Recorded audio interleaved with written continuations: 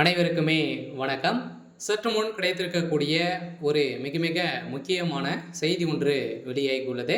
சற்று முன் திமுக ஆட்சிக்கு திடீர் சிக்கல், அதிர்ச்சியில் முதல்வர் ஸ்டாலின், இது மாதிரி பார்த்தீங்கன்னா செய்திகள் வெளியாயிருக்கு. ஸோ அதிரடியாக பார்த்தீங்கன்னா தமிழகத்தில் சட்டப்பேரவை 4 நாட்கள் கொண்ட சட்டப்பேரவை நடைபெற்றது.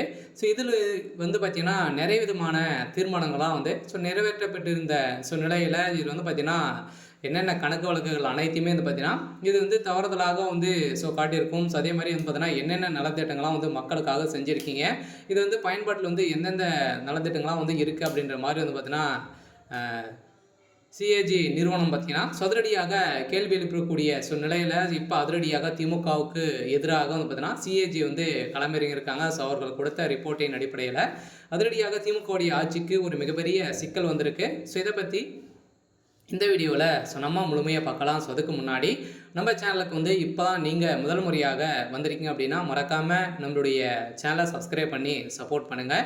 ஸோ வாங்க வீடியோக்குள்ளே போகலாம்.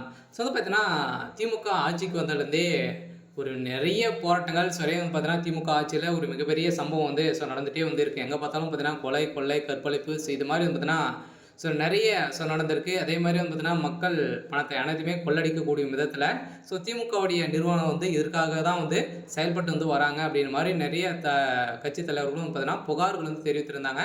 ஸோ இதன் அடிப்படையில் இந்திய வரலாற்றிலே முதல் முறையாக பார்த்தீங்கன்னா டாஸ்மாக் கூடிய நிறுவனத்தில் நடந்த ரைடின் அடிப்படையில் குறைந்தபட்சம் 1000 கோடிக்கு மேலே மெகா ஊழல் நடந்திருக்கு அப்படின்ட்டு அமலாக்கத்துறையால் பார்த்தீங்கன்னா நிரூபணமாக இருக்குது.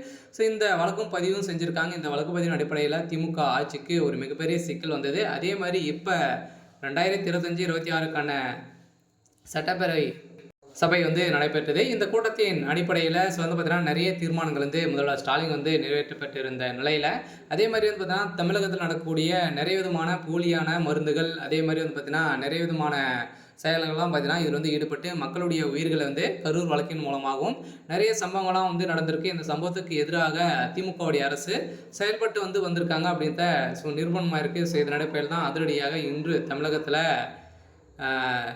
சிஏஜி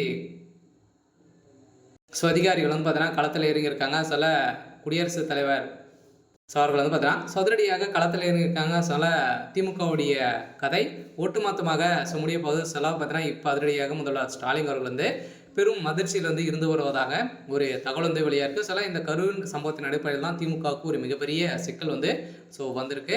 இருந்தாலுமே என்ன நடக்க போகுது அப்படின்றத வெயிட் பண்ணி பார்க்கலாம். இது மாதிரி செய்திகளை தெரிஞ்சுக்கணும் அப்படின்னா மறக்காமல் நம்மளுடைய சேனலை சப்ஸ்கிரைப் பண்ணி சப்போர்ட் பண்ணுங்கள். தேங்க்யூ.